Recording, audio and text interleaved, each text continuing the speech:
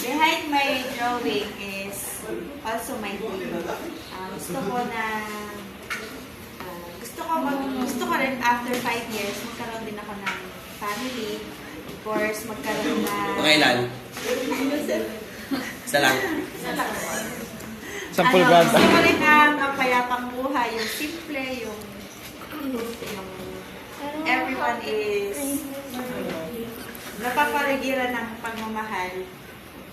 Tapos, sa pagkukulay ko, nahirapan ako kasi hindi ko alam kung paano ko i-mix yung color. Kasi yung primary color is, primary ba yun? Wala. Secondary, basta, kulay brown. Primary pala yun. Basta kulay brown yung pinaka main color ko. Tapos pinaghalo-halo ko lang sa white, saka black. Tapos sinamahan ko na rin. Tapos ito.